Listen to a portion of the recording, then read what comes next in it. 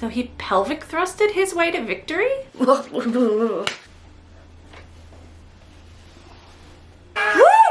free!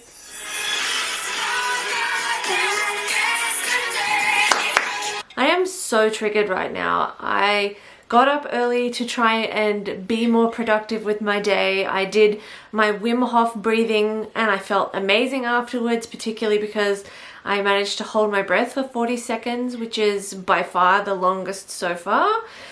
And I was just about to start writing and filming and I get a text from basically from the people who bought my clinic and they want something from me, and it's like, it's nothing major, but it instantly, like, my body is shaking and like, there the fuck goes all my stress relieving work trying to get the inflammation out of my body. Oh, that one's got too much something in it. God, how am I going to improve that?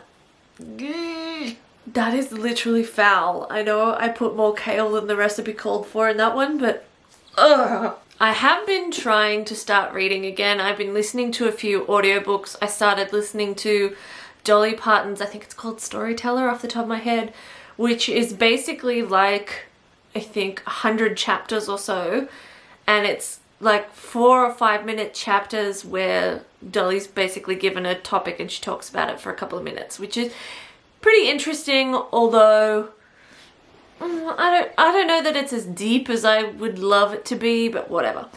I've also just started Dave Grohl's, maybe Dave Grohl's one is called Storyteller.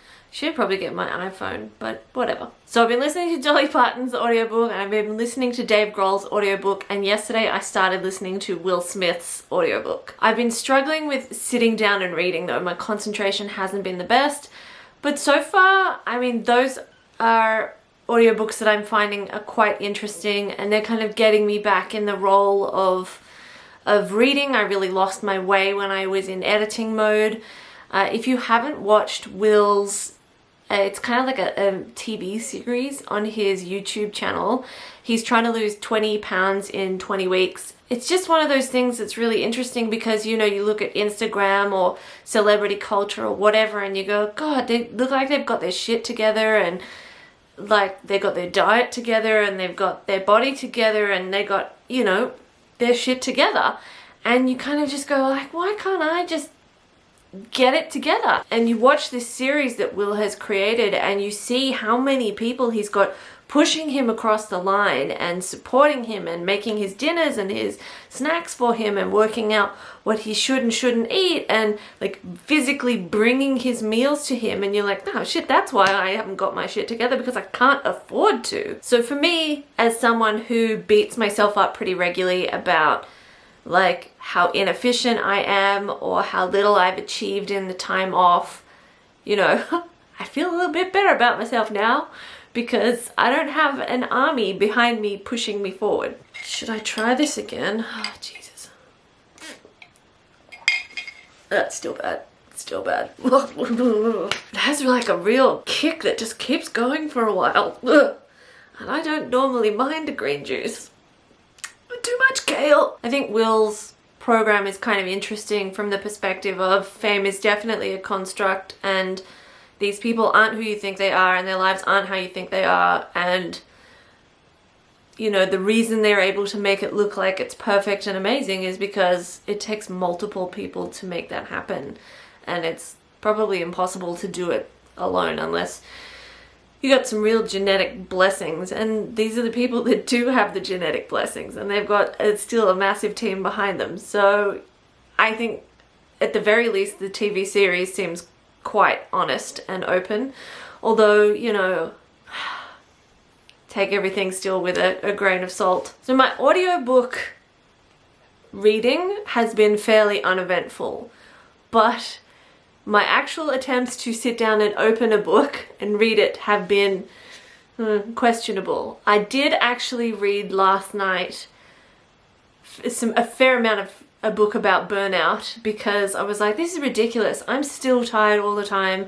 I thought I was coming out the other side of this. I need to like get a better understanding of what's going on, and you know, the relationship seems to be very strong between autoimmune issues, which I've been having lately and for years, and inflammation and stress, and burnout and inflammation and stress, and pituitary issues, which ties back into my thyroid cancer because I thought I had a pituitary tumor that was driving it all, and it's just, so it just seems like it's all very linked, and you obviously need to, or I obviously need to deal with the overall thing, which I guess is why I didn't appreciate that call from work. Anyway, so that reading went okay, but I tried to start reading Monstrous Heart by Claire McKenna, which, if you can see this cover, it is absolutely gorgeous. And it actually sounded super interesting too when I bought it, and I can't do it. I just feel like this year, all I have done is DNF books. It's just been like one DNF after the next, and my tolerance is so low, and I'm just, I guess, kind of like, oh mate, life's way too short to sit there and read something you don't really want to read. And sadly, this book came into that category. It also hit a category which, the way it's written just does not work for me. And I'd be very, very curious to know, so let me know in the comments below, what is the earliest you have DNF'd a book? And what is the earliest you think it is reasonable to DNF a book? So the reason I DNF'd, did not finish this book, was because it didn't make sense to me, and like, I'm dyslexic, so there's certain styles of writing that my brain is just like, oh, what? No, whoa, no. And sometimes it's books that I really want to read, which is really annoying. And I have tried them also in audiobook, and it's just a style of writing I can't do. And it's when it's like overly flowery, and then my brain just can't track and follow the story because I'm like, the what? Whoa, hey, what? What's happening? And this book was like that, and I'm actually a little embarrassed to say how quickly I DNF'd it. But I DNF'd it 6 pages in. I was pretty sure by the 3rd page that it wasn't for me, but I thought, you know, maybe it's just one of those things where you've got to like ease yourself in and then you'll work out what the fuck is going on. By the 5th page, I knew it wasn't for me, and I knew I would never finish this book, but I was like, come on, you can't DNF a book 5 pages in. Well, I got to the 6th page and I was like, fuck this, I'm out. So I feel kind of bad. Then I was like, am I being unreasonable? And so I went onto Goodreads. Oh, I went onto Google and Googled this book, and I saw the Amazon reviews were like 5 stars basically, and I was like, what the fuck?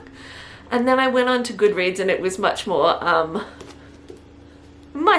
how I felt.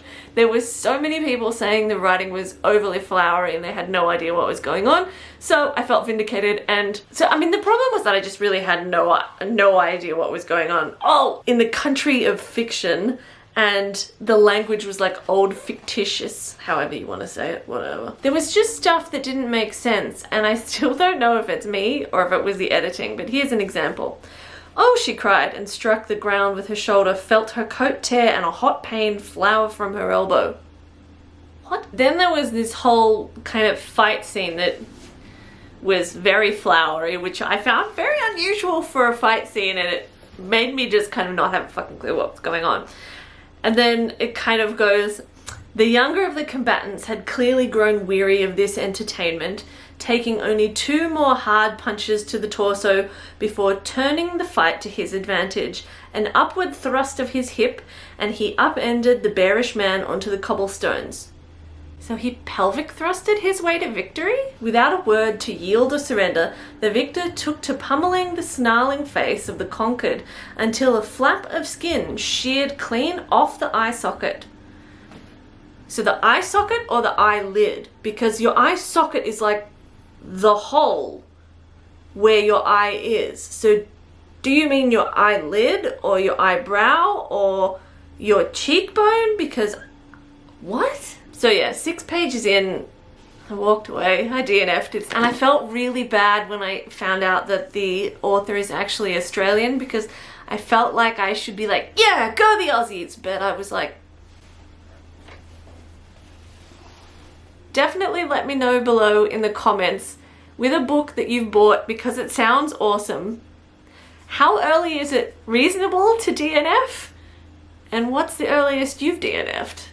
Because I'm at 6 pages. Here comes another storm. All we get lately is rain and wind. I am living for this combination. Jeez Louise. And now I have a swimming pool. Just got the news from my GP that all my tests, my blood test, everything, all look clear, which means I am officially 10 years cancer free. I just need to wait for my December endocrinologist appointment to double confirm, but good enough for me. So wherever you are in the world, high five! I'm a bit over the rain and wind, especially when you wake up to this. Oh my God, the sun's out. Oh, my little seedlings. Hopefully they're all happy in here and I have a mini cut flower garden. Okay, let's see if with some extra apple and cucumber, it's a little bit less toxic. Still not fantastic, but it's better. And I'm gonna try and drink that, have my lunch, and I'm going to try and salvage what's left of this day that was supposed to be efficient and have me achieving greatness and got derailed by PTSD. So maybe PTSD is a little strong, but derailed by trauma and stress for sure. This is perfect. I've found a 6-part documentary series with loads of details all about different Australian animals and how they survive in the habitats that they have and how they interact with each other, which is kind of perfect given I've been working on Project Australia. So thanks, ABC.